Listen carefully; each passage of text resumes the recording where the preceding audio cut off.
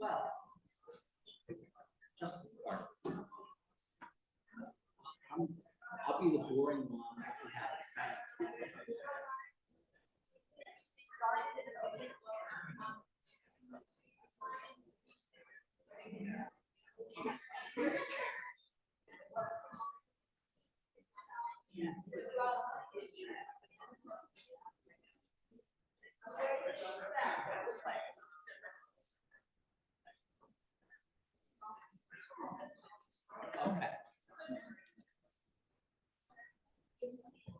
Good morning, everybody.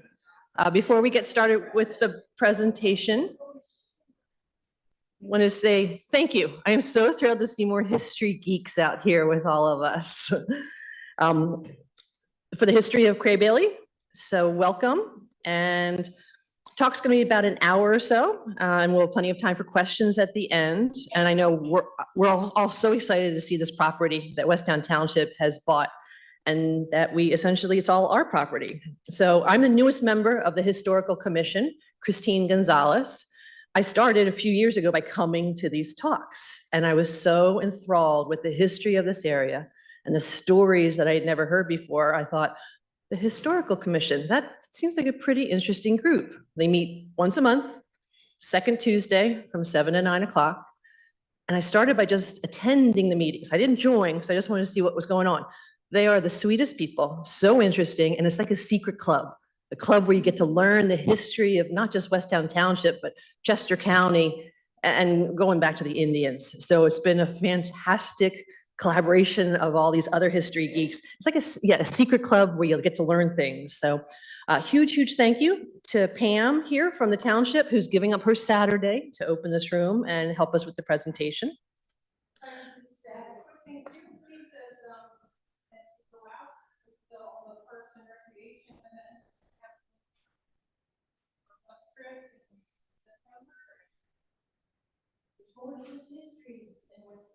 Yeah, and speaking of that, I wanted to get a show of hands. I'm always wondering, how do you folks find out about these events? So ways I typically find out things, are you guys, the Westtown Gazette, how many of you saw the history talk in the Gazette and that's how you learned about it? Okay, so I see only one hand, okay. Oh, two, okay. How about Facebook? Are any of you a member of Facebook communities? Okay, excellent. How about just friends or family had mentioned the talk and you maybe got drugged along, but you're gonna enjoy the talk. It's gonna be great. Okay, excellent, thank you. That's very helpful for us to know how we're reaching our audience. Oh, and how about the email? Is there an email that some of you get? Ah, okay, yep, that's a huge source. Excellent, glad to hear it. Okay. So let's get started. So today's presentation is 3 different parts, and we've got 4 speakers totally. So we're going to start with a revolutionary history of Crebilly, move on to the history from the Revolutionary War up to today, and then the part I'm excited about, and I'm sure you are, getting to see the structures on the property, both outside and inside some of these buildings. So Crebilly Revolution. Crebilly's revolutionary past, and this will be presented, he's over at the door, by esteemed Civil War historian Dave Walter. You may remember him from our April talk on the Chester County Civil War generals, and he is a direct descendant of soldiers from the Civil War and the Revolutionary War. Dave?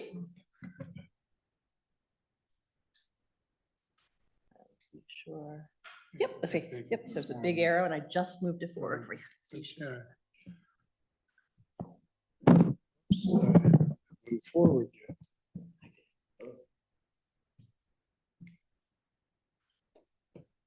Okay, good morning. Good morning. Let's get in our time machine. We're going to go back 248 years to the summer of 1777. The Revolutionary War has been going on for 2 years. Neither side is making much headway. And the commander of the Crown forces in the North America, General William Howe, has come up with a plan to finally destroy the rebel army. And what he's going to do is he's going to march General Burgoyne's army down from Canada, down Lake Champlain and down the Hudson and split off the New England colonies. And Howe himself in New York is going to load his 16,000 men on transport ships. And he's going to come down and take Philadelphia, the capital of the Revolution, and draw Washington into a battle that'll crush his army and end the American Revolution. So in middle of July 1777, Howe loads his 16,000 men on transport ships, and they sail off from New York. And George Washington has no idea where they're going. Washington's army is in the neighborhood of Bound Brook, New Jersey, which is in central part of New Jersey. And he sits there and he waits.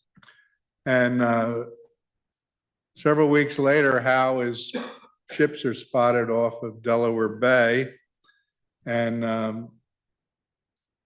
Howe has some poor intelligence, and he doesn't think he can come up the Delaware River and take Philadelphia from that angle. So he decides he's going to sail on down to the Chesapeake and come up the Chesapeake. Well, Washington, of course, spots the ships at the Delaware Bay, and he still doesn't know whether Howe is going to Charleston or Norfolk or wherever. And once they reach the Chesapeake Bay and start up, Washington knows where they're going. And Howe is going to go all the way up the Chesapeake Bay and unload his army in mid-August at the head of the Elk River near present-day Elkton, Maryland. Washington has put his army in motion. When they get final confirmation of where Howe is, he's in the vicinity of the Neshaminy Creek in Bucks County. And he marches his army down Old York Road through Philadelphia and down to Wilmington. So he's in position to block Howe from taking Philadelphia from the west. And Howe's men have been on ship for 6 weeks just to go from New York to Elkton. They're sick, many of their horses have died. So Howe has to rest his troops there in northern Maryland, and Washington has plenty of time to go down and get in their way. First, he has a line at Red Clay Creek or at White Clay Creek, and then he gets outflanked and he has to retreat to Red Clay Creek. He gets outflanked again and he retreats to the Brandywine. So that's where we find Washington in September of 1777. And Howe is in the vicinity of Kennett Square. So in the morning of September 11th, 1777, Howe splits his army and he sends about 8,000 towards Chadds Ford, and he takes another 8,000 men under Cornwallis, and he starts up north on the Great Valley Road. He crosses the Brandywine at Trimble's Ford and Jeffrey's Ford, which Washington has left unguarded. So you have 8,000 men coming down on Washington's flank from the north. They march up the Birmingham Road. And there's a spot there where the road, as it climbs out of the Brandywine Valley, goes through this gorge. And if Washington had had proper intelligence and known that half the army was in that direction, he could have stopped them very easily on the Birmingham Road at this gorge where the road goes through. But he doesn't get proper intelligence. A Major Spear tells him he's been up there and there's no sign of the British Army. Squire Cheney and others tell him, no, they're coming down on your flank. You better move your troops. So about 2:30, 3 o'clock in the afternoon, the British forces reach Osborne Hill. Osborne Hill is mostly in Birmingham Township, but a portion of it extends over to West Town. Osborne Hill is up here.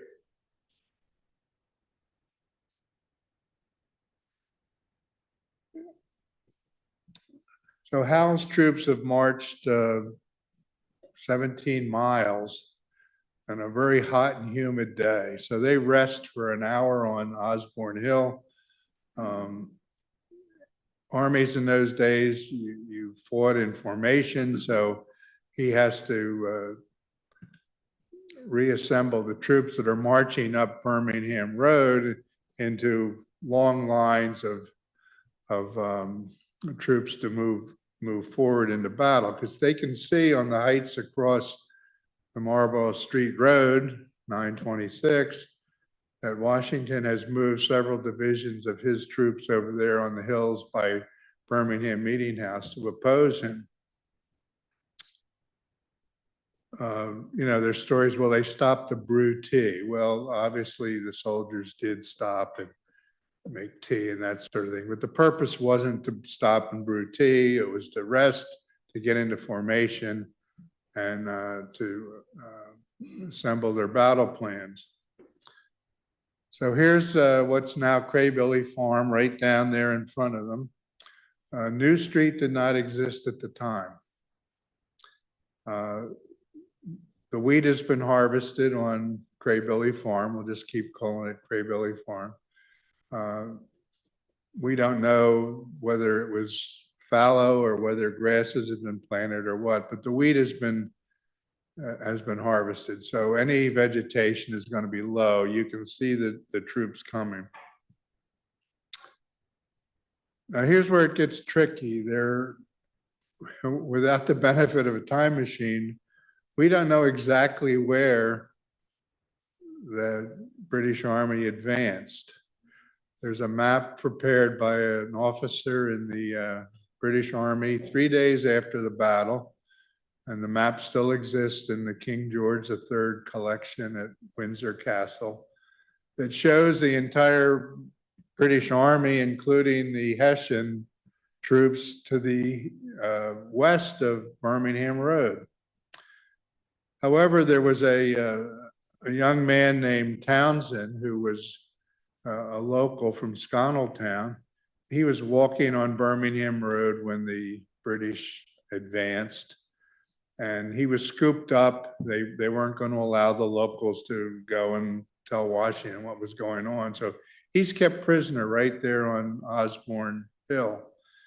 And he reports that when the British Army went into action, they spread out 100 or 1,500 feet to the east of Birmingham Road. And that puts the flank of the British Army approximately where New Street is today.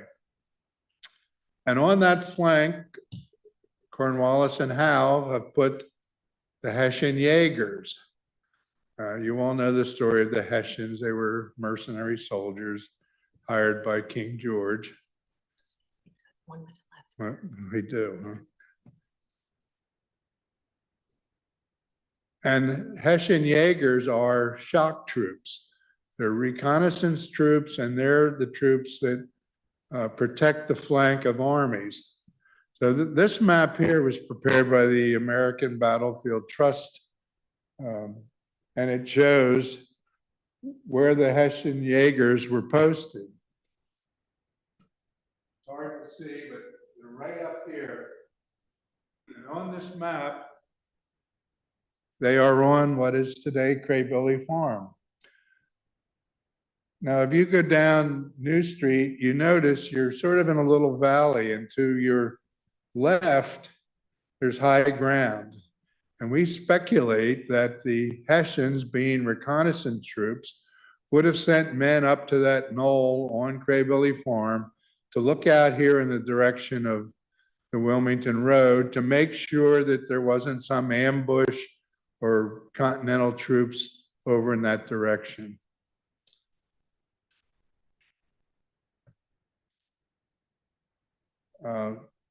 We know from their reports that they fired something called an amusette, which was like a big shotgun. There's a contemporary or present day painting of that. And there's a view of Crebilly Knoll where the encounter is believed to have taken place. And we have a battle report from Colonel von Böhm, who was in charge of the Hessian Jaegers. And you can read that, but various historians have decided that that did take place on Crebilly Farm. We don't know for sure, but anyway, the Hessians advanced across Street Road and went up and attacked the Continental forces in the vicinity of Sandy Hollow. Now, that wasn't the end of Crebilly's farm involvement in the battle. 5 days later, the entire British Army, 16,000 men, marched through Westtown Township. Half of them marched up Chester Road.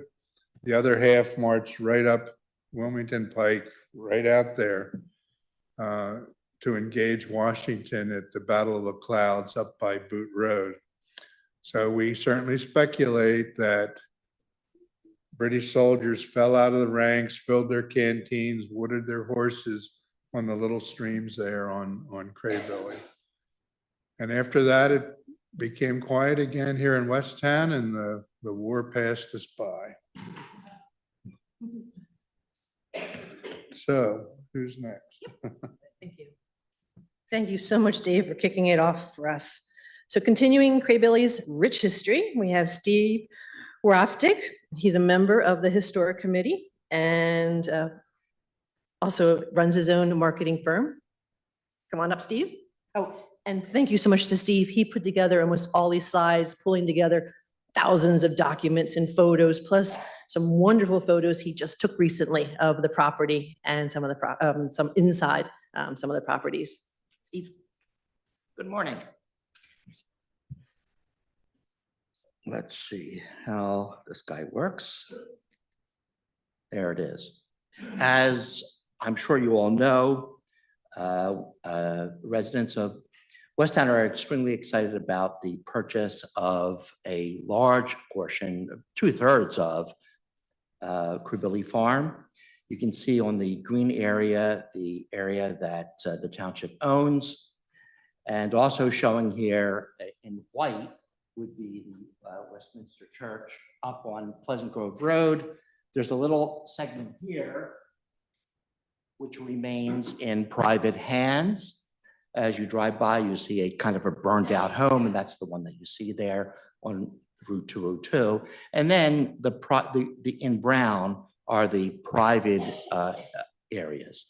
I want to point out that we are the Historical Commission, which means we're concerned with everything that happened yesterday and before. We don't have anything to say about what happens tomorrow, but please go to the township website if you want to find out what the plans are for the purchase of Crebilly, which will benefit the entire community. We have handout maps, if anybody would like to have one, that gives you an idea of the various structures that are on the property. It's a very complex piece of property, and we are very lucky to have two architects who designed some of the structures on this property who would be speaking after me.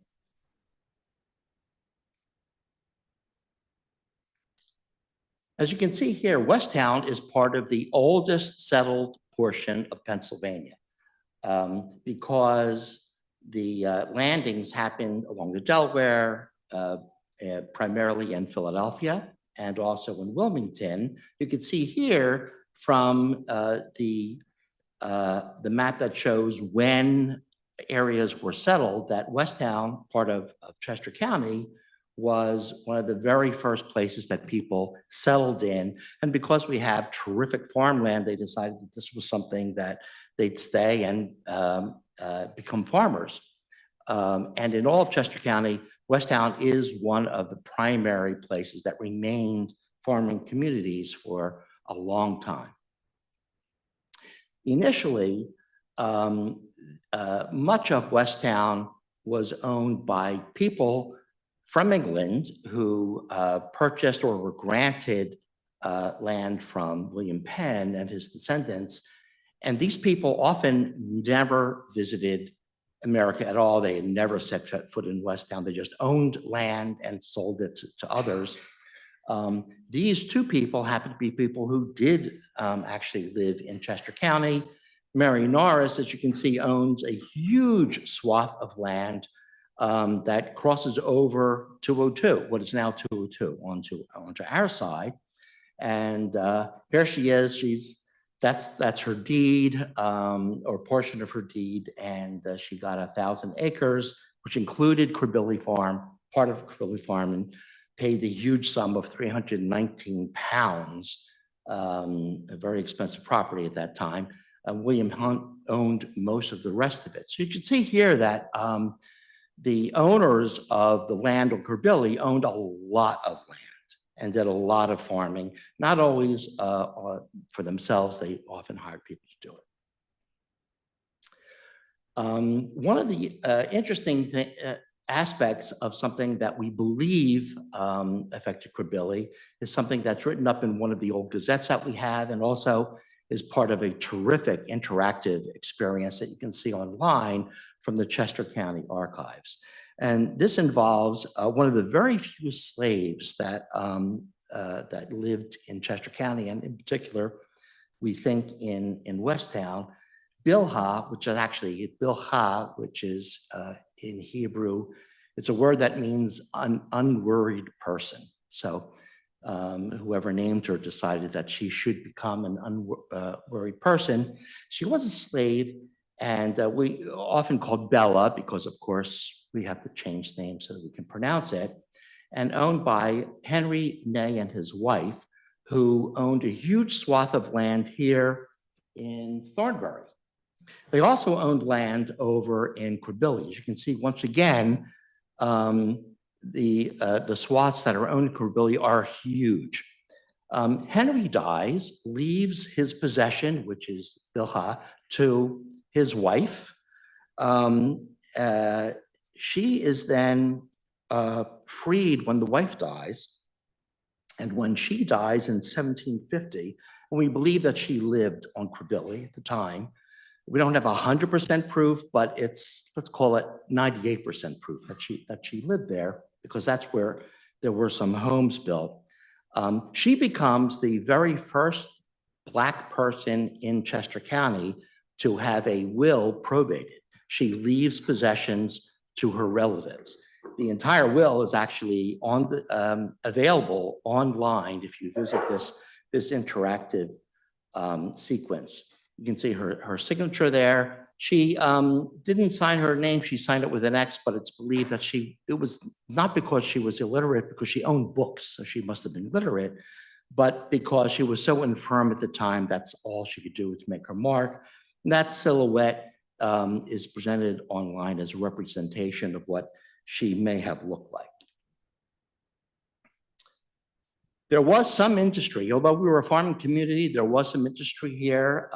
We talked about this during our, when we had our Darlington Corners talk. We had some factories. We wove cotton here down at Darlington's Corners, which it was basically between Thornbury and some of Westtown. There was a well-known blacksmith, Darwin Daddy Highfield.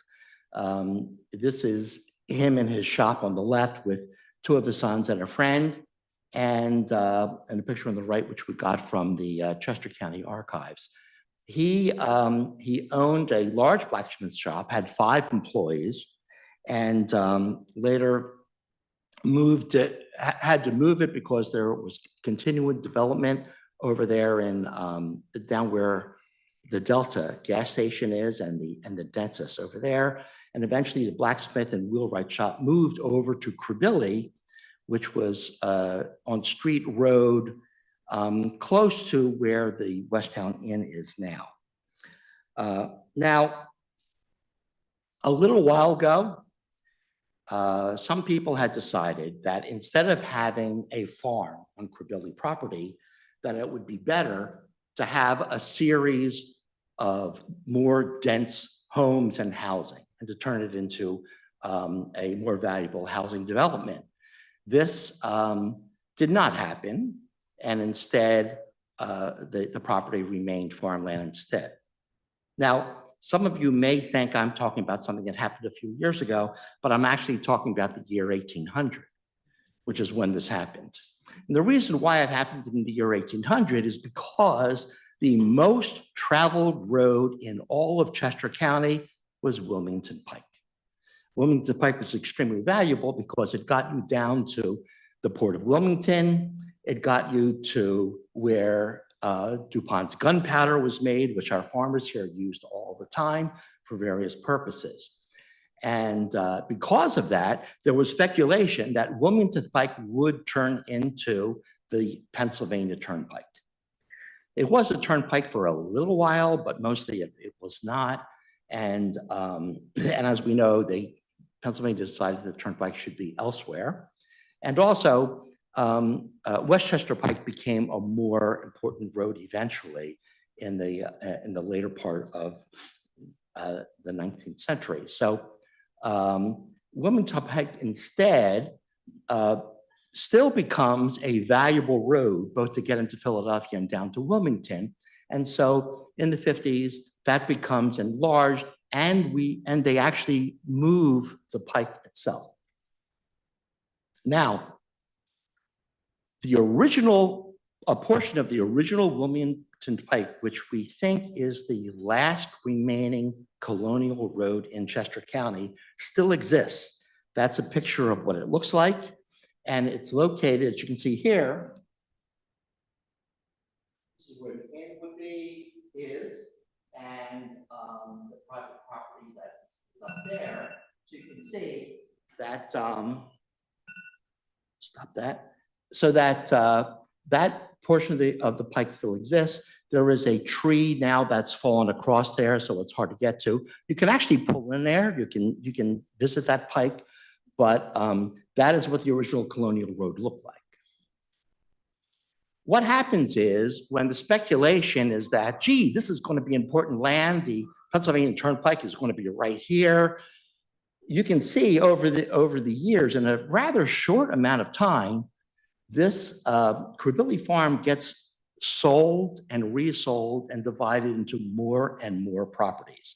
It's still mostly farmland, but now, because of speculation, it becomes more and more densely populated. This is a schedule of the ownership of much of the Crebilly, not really all of it.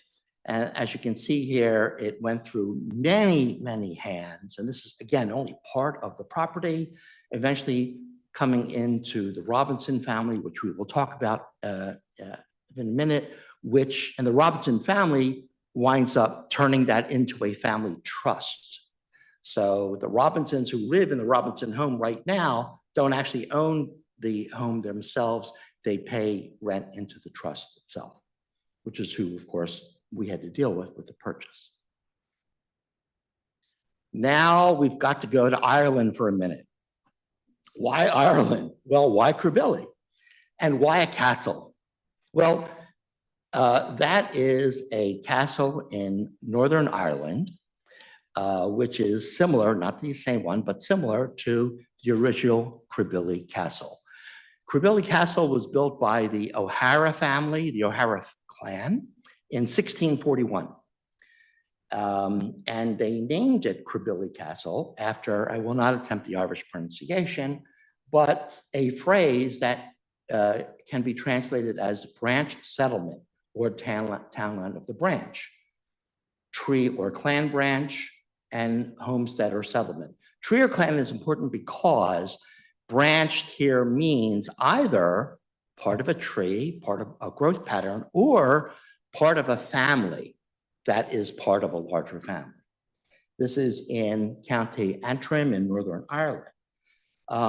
In a couple hundred years, that castle is destroyed and replaced by Crebilly House. Crebilly House was a huge mansion in Northern Ireland. This is a map of about where it is.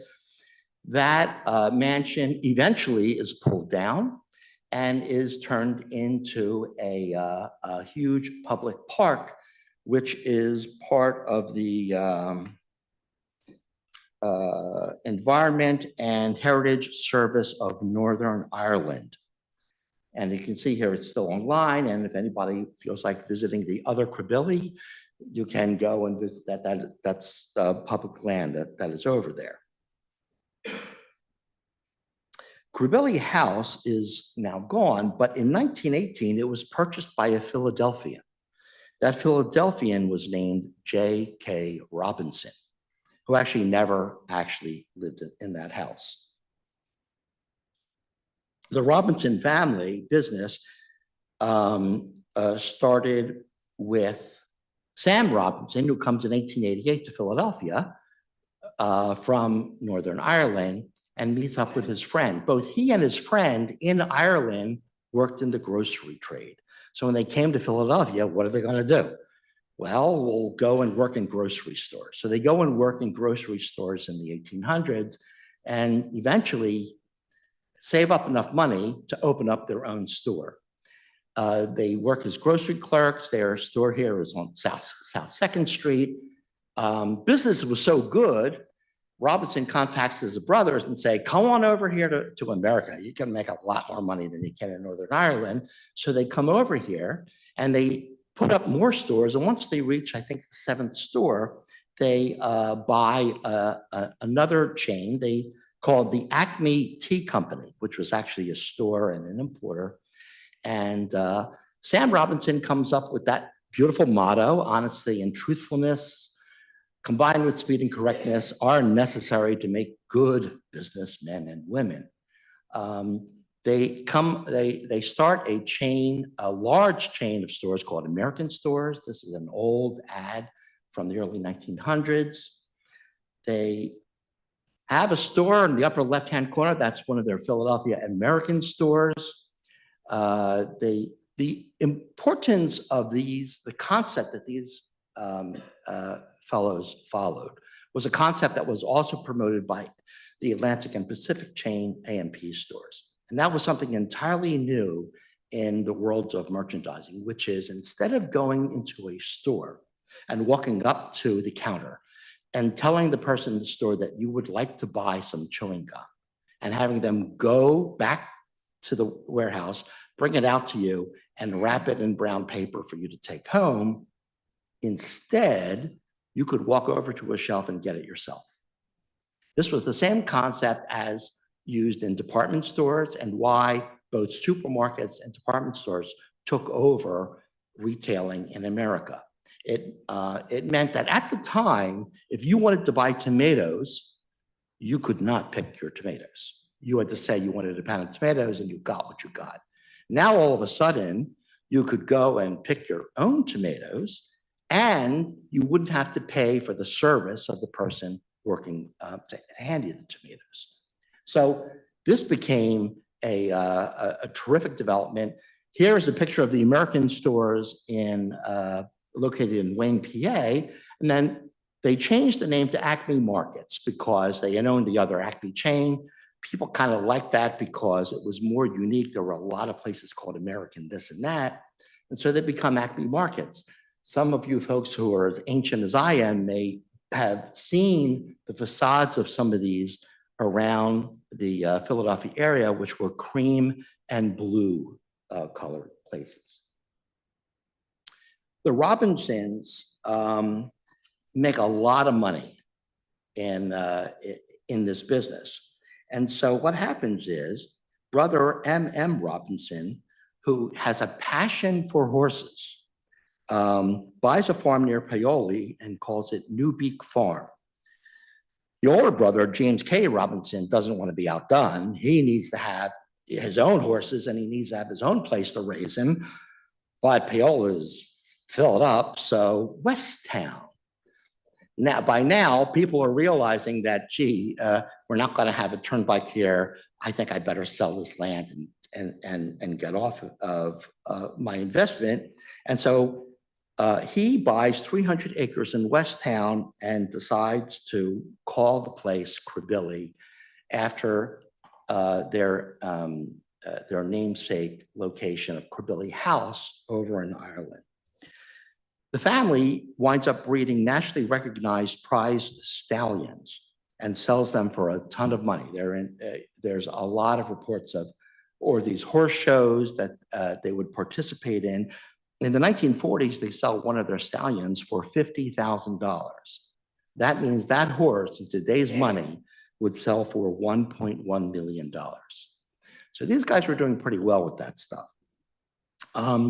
They receive national recognition and are written up all over the place in journals that are dedicated to both horses and carriages.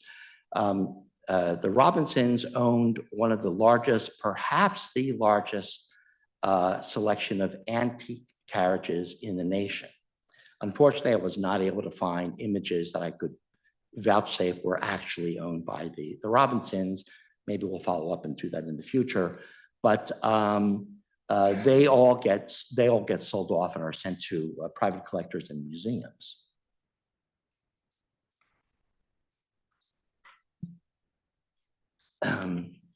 Okay, as I wind up my portion of it, some of you who attended the Darlington Corners discussion may recognize this slide. This slide talks about the Westtown Inn, which is on the Crebilly property, right there at the corner. People sometimes refer to it as the Big Serpentine building there on New Street and 202. Thomas Darlington built that particular place in 1823, but it started as a log cabin and constantly changed its name as it changed owners, and also as the sensibility in Westtown changed as to who was a good guy to name after and who was not a good guy anymore to name after things. King of Prussia was a huge thing because he was one of the first to recognize America as a country. So that's why we have King of Prussia, this and that all over the place. This is when Thomas Darlington decided to move over from across the street road and to build this inn in 1823. This is a picture of his handwritten application and the handwritten, okay, allowed. Good, go ahead and build it. When that building was built in 1823, there were many heroes of the Revolution who were still alive. Madison, Jefferson, Adams, Lafayette was still alive when that building went up. And to wrap up, the Westtown and Chester County was a hotbed of abolitionists. The Whig Party, which had 4 presidents, John Taylor, Zachary Taylor, William Harrison, was the original abolitionist party. A sculptor owned the property in 1843, sculpted this image of Henry Clay, who was the Whig Party candidate at the time. The Whig Party met in that building, and it became eventually the Republican Party. This dog was owned by the sculptor, and that dog is named Lincoln. I now turn this over to a more interesting part of the conversation, which is about architecture. Thank you so much, Steve. Yes, this is the part I've been looking forward to, getting into so many of the buildings and the property over at Crebilly. So presenting will be 2 more members of the Historical Commission. Dan Campbell, he's an architect with expertise in historical preservation, but even better, he actually lived at Crebilly in one of the buildings there for over a year. Is that right? Nearly a year. We got so excited when we realized that. Also presenting, we have Pat McDonough. He's the founder and president of P. McDonough Architecture and Design. Pat and Dan, come on up. That's that arrow. Okay.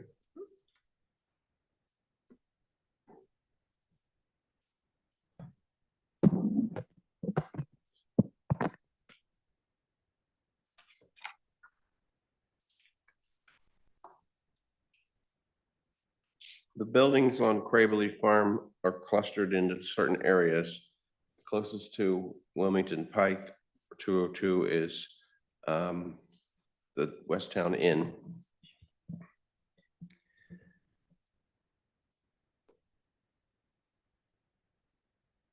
The building is built of serpentine stone. If you don't know, there is a serpentine quarry at the intersection of New Street and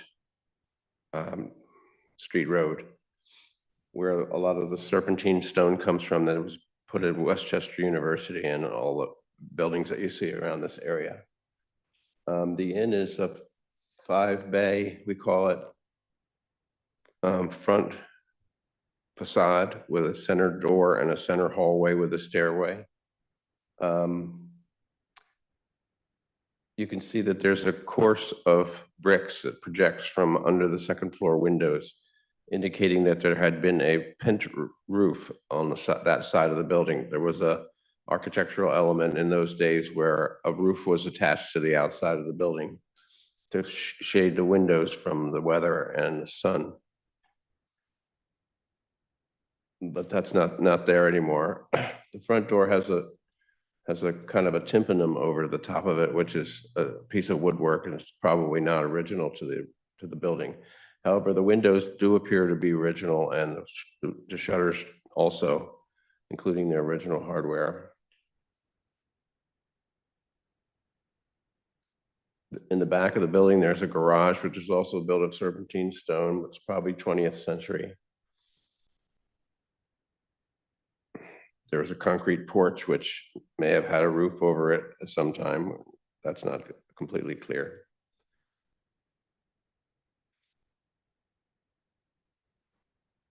Inside, there are wooden floors with a clear finish stain and varnish. Typical of this type of building, there's often a wainscoting on the lower part of the floor of the walls, sometimes connecting to the windowsills with each other. There are original mantles inside and built-in cupboards and such.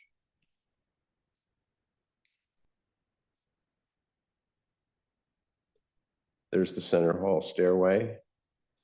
And then out the rear part of the building, there's an extension that's the kitchen, and still has a cooking fireplace in it. And on the outside of the building, there's evidence that there was a beehive oven or a bread baking oven out the back through that opening there. This shows some of the woodwork and the built-in cupboards and such. There's some original wrought iron hardware made by blacksmiths. On the second floor, the woodwork is a little simpler, but there's still original 6/6 double hung windows, wood floors and plaster walls.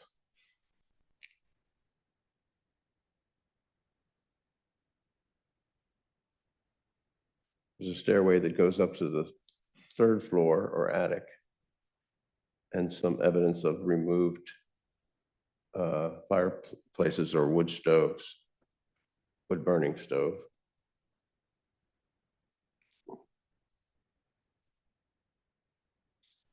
The attic story has a stair that goes up, and it's kind of roughly finished with plaster walls on the ends. Typically, the fireplaces were corbelled on an angle and then connected into one chimney at each end of the building. You can see that the floors are rougher in this area, pine boards, unfinished and weathered.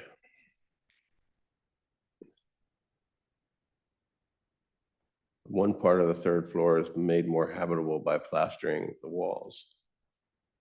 Again, we see the hardware on the doors.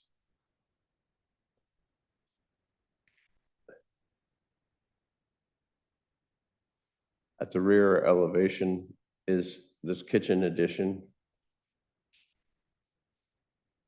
with with a porch on one side and a small window going into a loft space above it. There's evidence of stone projecting from the wall that used to be a roof over what would be the bake oven. We suspect there could have been maybe a winder stair going up to that loft, or a ladder on the side of the fireplace in the kitchen. Want to talk about this? Sure. These are some of the secondary buildings, the more agricultural buildings. There was a original mid-century, mid-19th century barn with a mid-century or a mid-19th century farmhouse, which had burned in the 1950s. And in replacement, they did these two mid-century modern houses, or this one mid-century modern house up the hill. So that's actually adjacent to the existing bank barn. And you'll notice the bank barn, literally across the street from New Street, was the Serpentine mining quarry. So that's why you see the whole barn is made out of that green stone, serpentine stone. And just across the lake there is an old spring house, which was part of the whole farmhouse or farm community there. And back in 2010, there was a large oak tree, one of the original Penn oak trees that got hit by lightning, fell onto the spring house and crushed the whole roof and damaged a lot of the walls. The Robinson family had a great idea, was, hey, let's, because a portion of the spring house, the main part of the spring house where the water comes through is this back portion here. This was just sort of an empty room that they just used for farm equipment and stuff like that. So the Robinson family had a great idea is, hey, why don't we make this into a private chapel? They were members of the First Presbyterian Church in the borough of Westchester, and they thought it'd be a great idea, given the kind of the archtop windows. It almost felt like a private chapel. So they had the great idea of converting that space while we restored the building back to its original look, was to create a private chapel out of it. And in the First Presbyterian Church in Westchester, they actually have, if you ever go there, they have a cross, a brass cross that sits over the altar. And what we did there was they wanted to mimic that in the spring house, so we actually recessed that cross into plaster to create that. And so you can see that's also made of that same serpentine stone. And as Dan mentioned, that stone is all around. It's at Westchester University.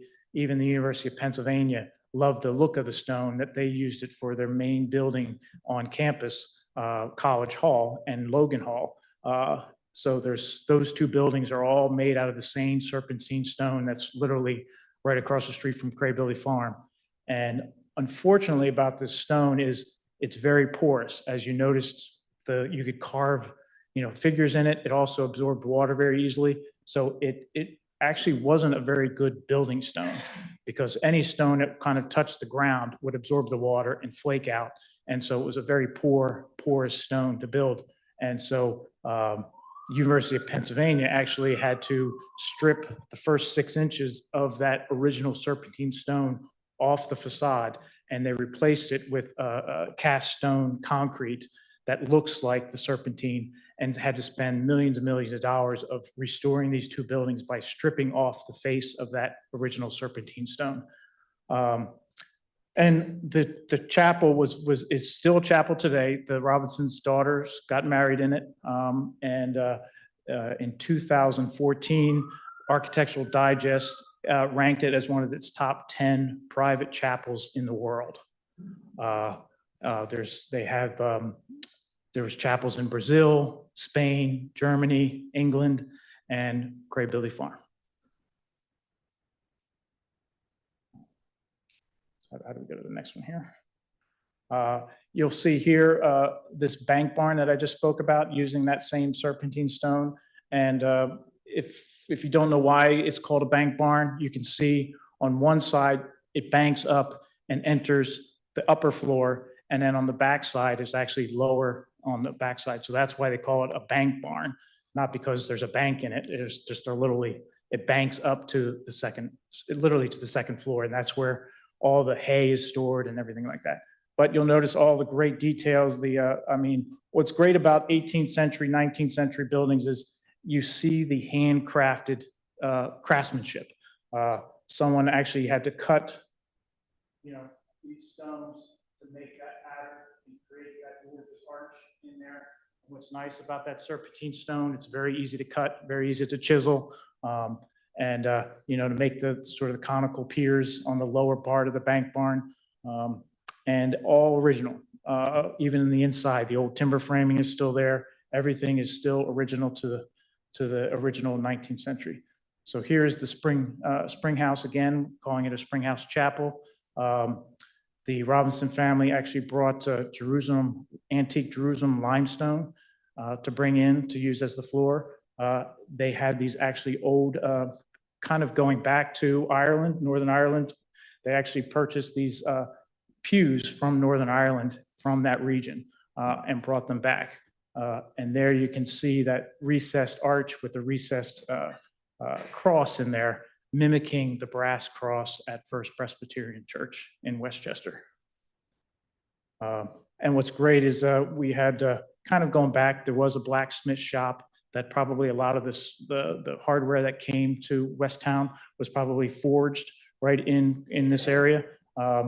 We've got the original strap hinges and box locks from Michael Coldren in Northeast Maryland, who kind of if you ever know, in Westchester, there's right next to the Henderson football fields and athletic fields, there's this tiny little brick building that looks like it's the 18th century building, and it's called the Coldren Company. And Mike Coldren and his brother took over from his father, who did hardware for almost 50 years. And he moved to Northeast Maryland. His brother took over the father's company, but he did his own thing in Northeast Maryland. So we hired him to do the strap hinges and the antique hardware. And he just loves to come back here because his father's company is still there in the borough of Westchester in that little brick building. So it's kind of full circle. Let's go to the next one. And then Dan, you want to talk about the barn a little bit if you want to? Yeah.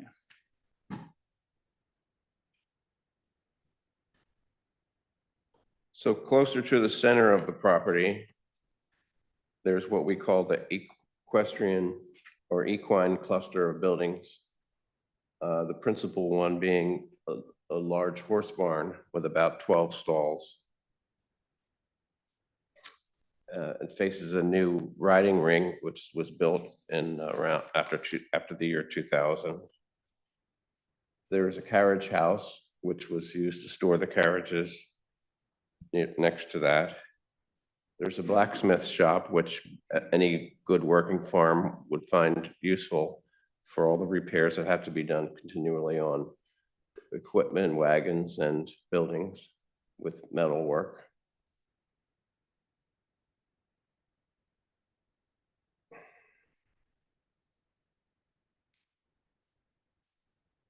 And nearby to that is a stud barn for horses. A caretaker's house in which the farm manager lives. And another barn we call number 2. Closer to New Street, there's a former stable next to a former farmhouse.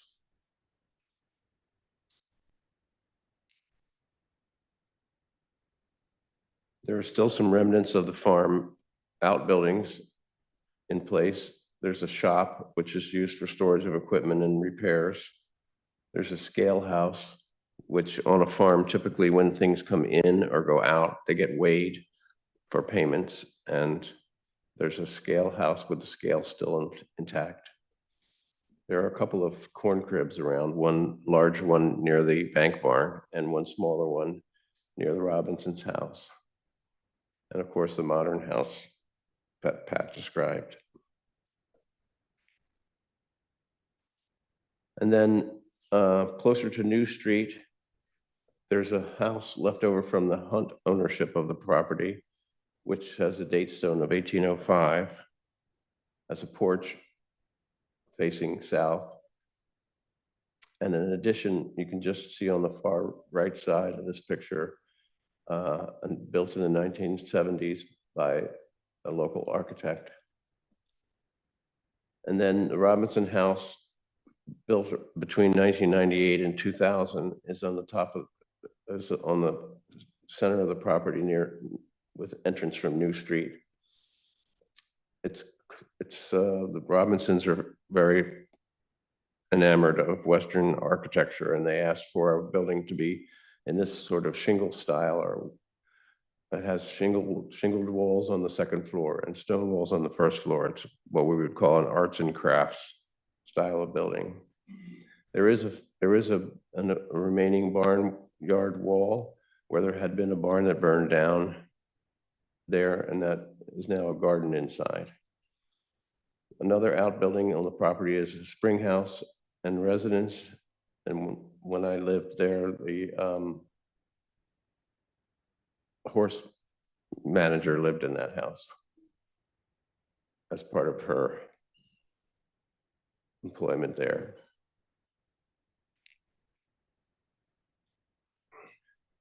A couple of other leftover farmhouses is the Michael Brennan House, which is closer to the Westminster Presbyterian Church corner of the property. This has recently been torn down under contract with from the township as a condition of some of the grants that were received in order to buy the property. They required removal of a couple of non-contributing historic buildings. This building is from about 1860, but there is a designation from the State Historic Preservation Office in Pennsylvania, the Pennsylvania Historical and Museum Commission, which designates the property as eligible to the National Register of Historic Places. It's not been written up and nominated for listing yet, but it is deemed eligible. Although some buildings on the property are not considered part of that. It's in a category what they call gentleman farms. So this building has been removed, and also closer to Street Road, you might have seen recently, this building was removed. It was also another tenant farmhouse, but it's been covered by metal siding for many years, so the architectural details are not evident anymore. But the photo on the left is when it was in better condition. It had some roof problems and some trees falling on it.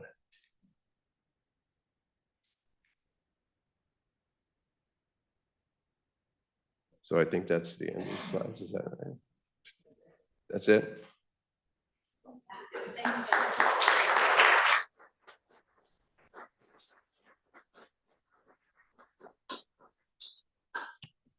So we'd love to take questions from the audience at this point. So just shout it out, raise your hand. Yes. So I've heard Crebilly, Billy. How do you pronounce it? What's the? I have no idea. I'm here learning like all of you. Steve? The Irish phrase, when I went online to try to ask AI how to do it, is very close to Crebilly. But it's a phrase. It's two words, and it's a phrase that means so it turned, and it's the Robinsons who, well, actually not that. It's the O'Hara family who built that castle in 1641, which, by the way, was their second castle. Who knows how long ago those guys come from? But they named it Crebilly. The Robinson family lived in that area, loved that area, and they didn't know it under the Irish connotation. They knew it as Crebilly.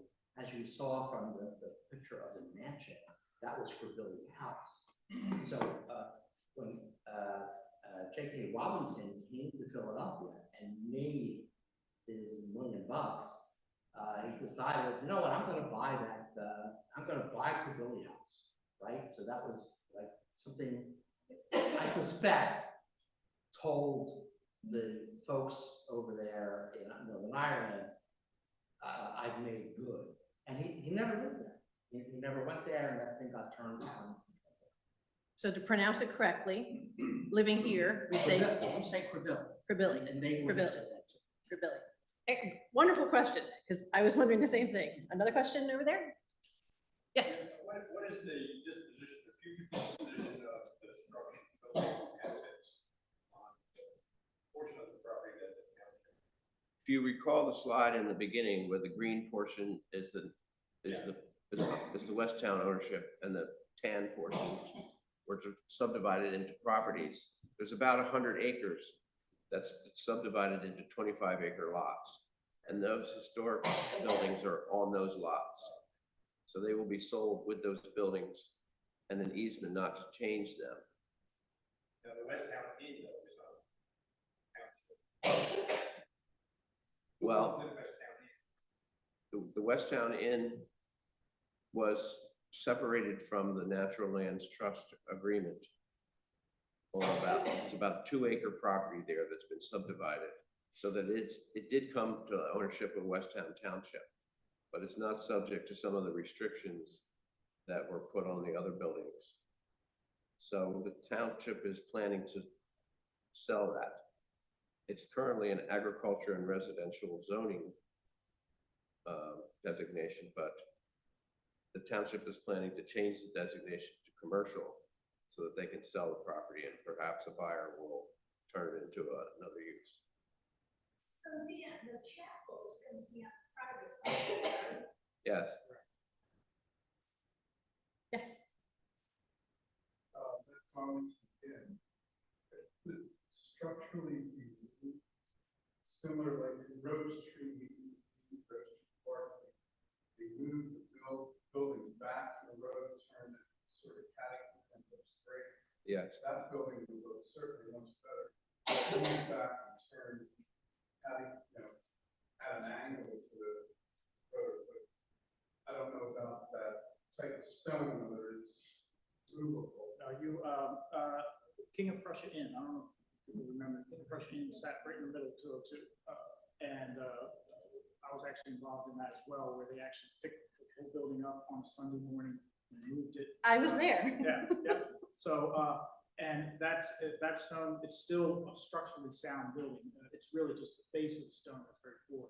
So technically you could lift that building up, pull back. You can actually see right now, they've actually staked out where they're actually going to make that turning lane.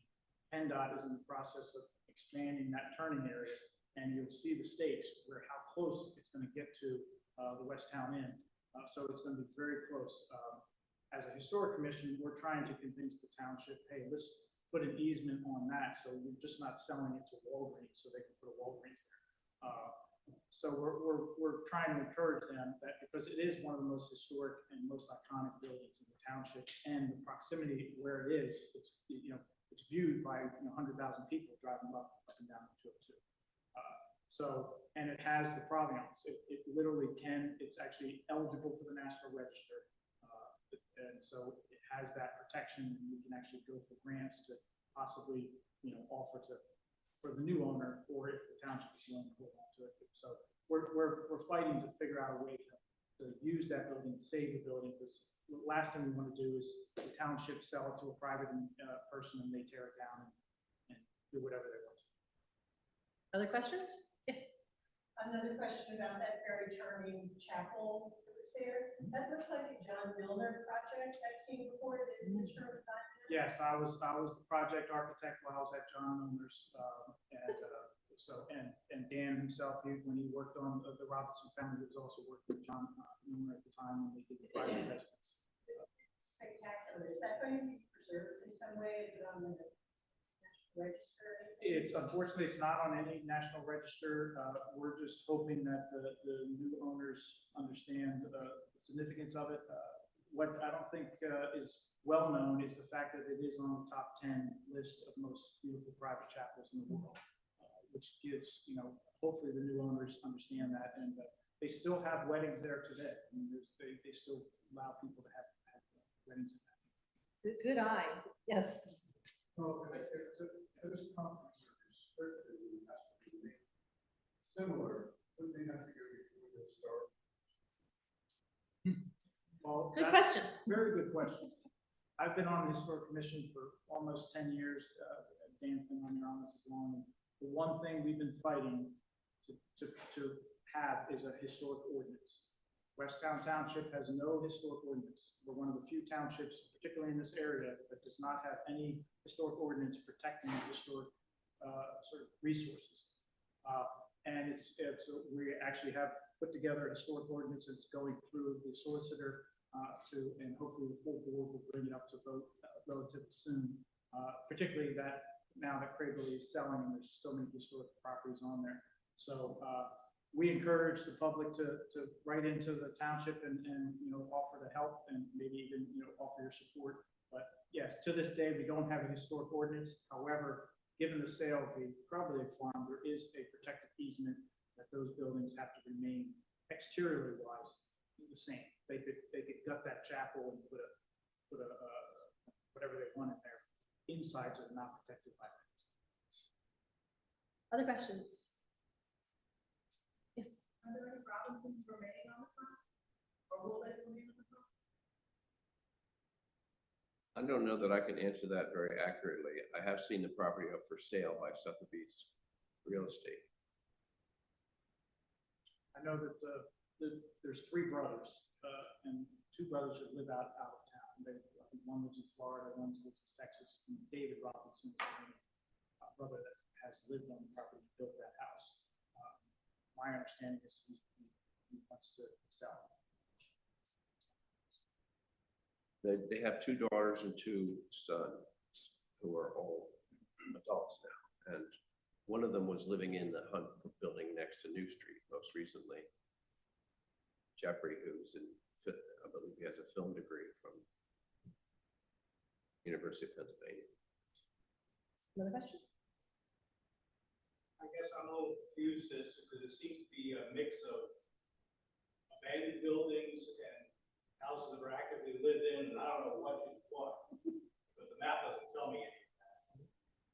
I'm guessing the parts of the easements are still private property, and people still living in those buildings. West side of things, along the street. The township will wind up owning no buildings, except, well, yeah, period. So the buildings that remain,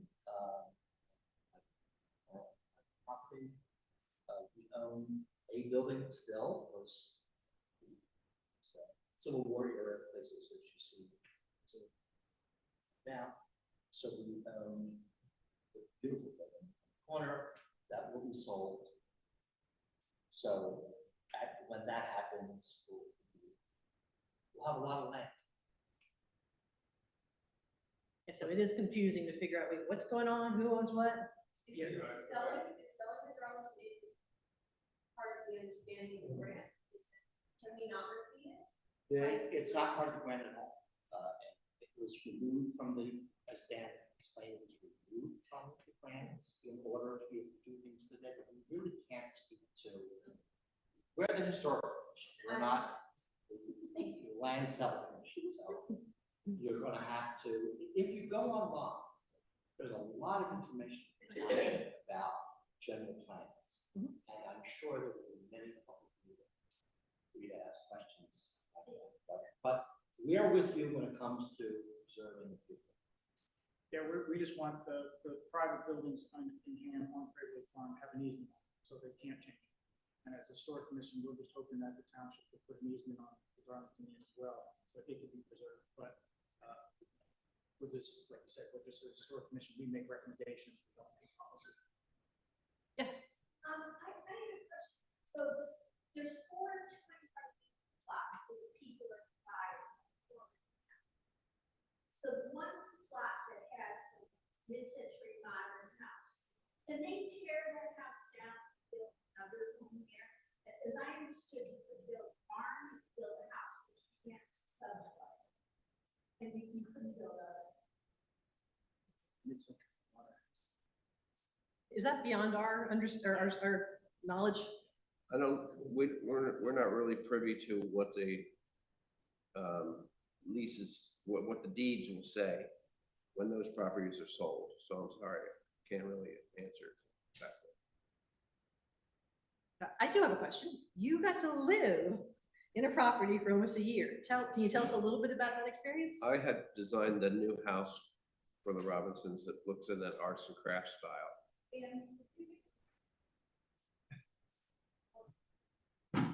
I was the project architect for the new Robinson house built between 1998 and 2000. So I knew that they were going to move from the little house on New Street into that new big house. And I had worked for John Milner's firm for 7 years and commuted from Burlington County, New Jersey. So my children were getting older, and we moved over here when my daughters were 5, 8, and 10. So I knew that the Robinsons were moving into the big house, and I rented the house on New Street while I prepared my house on Oakbourne Road.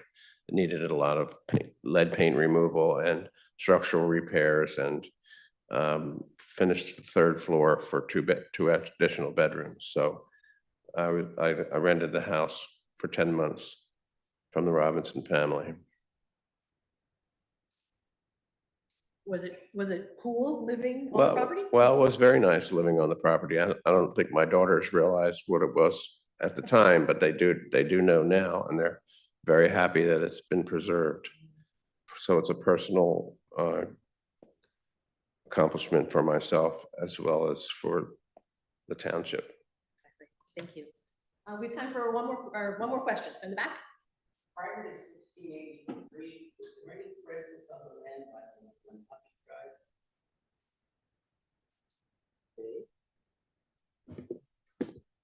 tribe? We assume so because they followed the creeks. You go across the street here to the old Orvis property.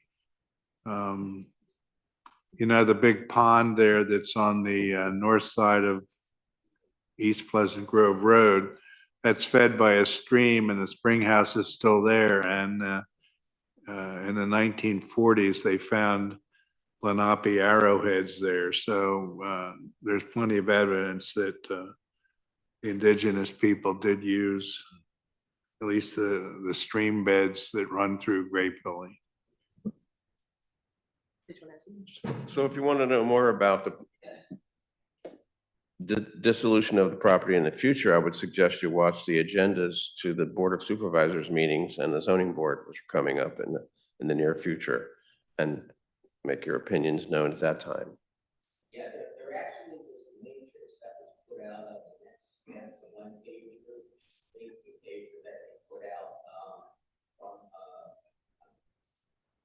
last supervisor meeting or one twice a month.